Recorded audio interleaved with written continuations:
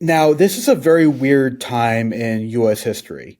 But yeah, Black Monday had happened, essentially killing the 80s as we know them pretty much stone dead a year before this movie came out. But yet there is this weird sense of like nobody knew what to follow it up with yet. Grunge was still kind of in its infancy and hadn't broken through to the mainstream yet. The alternative culture, which is represented in this film, through the potheads predominantly and a couple different fashion trends that feel more 90s and 80s are kind of creeping in under the surface.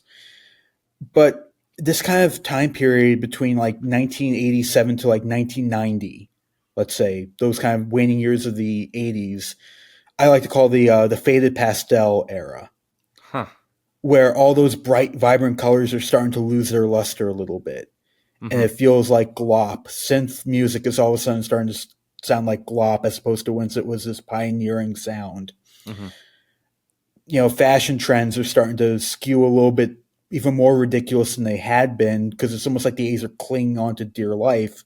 And the alternative movement of the 90s is starting to kind of catch up and it's nipping at its heels. Right. If you look at how the Heathers dress, they're in suits the entire time. They're in very 80s-y kind of suits.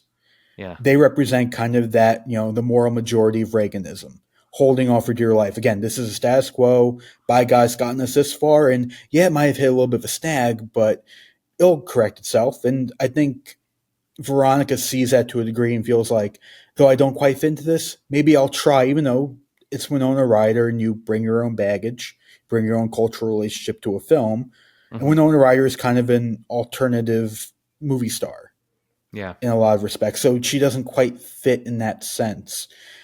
Christian Slater is kind of in the same vein, but he's almost like to the nth degree of that. Where he's the bull in the china shop. We have to go and we have to go now. We have to kind of bring this change about because my God, it's gotten so stale. It's gotten so dull. And why are we doing it this way? We know this way is wrong, and he takes obviously too far, but in a weird way. And then you have the faculty who are, the baby boomers, not Gen X. And you almost have that, Miss Fleming again having her own kind of machinations of, again, I'm this, on the outside at least, a super kind of liberal hippie teacher, when in actuality, you're just into self-preservation. Right. At this point in time, like your entire generation is at that point, trying to convince yourself, no, I'm still cool. In actuality, you're really fucking not, but I digress. I have a lot of issues with that character. Not issues in terms of performance, but just like in terms of like, again, character I dislike, but you're supposed to dislike. But I was going to say, but is it accurately reflecting what the film wants to reflect to you? It is. Absolutely it is. Well, then props to it, huh? Exactly. But to make a long kind of diatribe short, especially with that last shot, and we'll get to the final image, obviously, this movie feels like kind of maybe not the birth of the alternative movement, because like I said, grunge was starting up, it just hadn't quite crossed over. This almost feels like an opening shot of that culture war in a lot of respects. I think that's very interesting. Yeah, there's so much truth to that. And it's, oh God, I just feel like if this were 1989 and we were talking about this then, I feel like it would already have so much meaning already.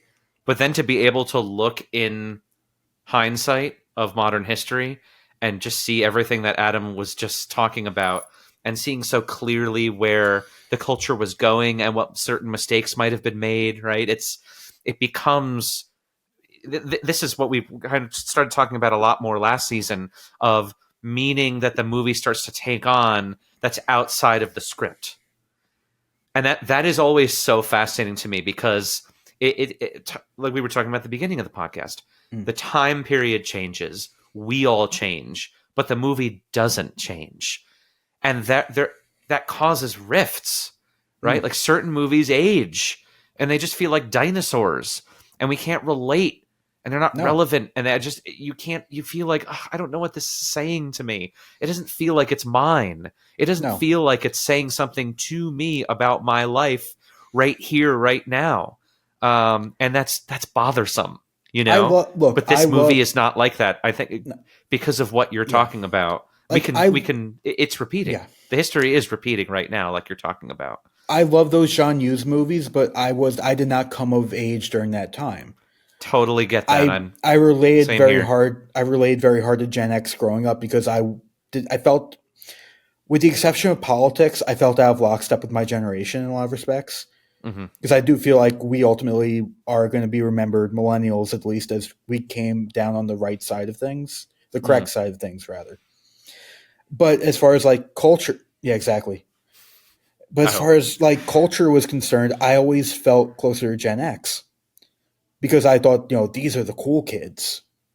My God, like, they had these great bands and this great art and this just, it felt like a cultural moment. And I felt like I didn't get one of those. Yeah, I do have thoughts about that, but And it's more let me. it's more Yeah, my personal relationship to the film and kind of why I was watching movies yeah, like this. Because I was yeah. trying to fill that cultural void that I didn't myself, that cultural void that was within me.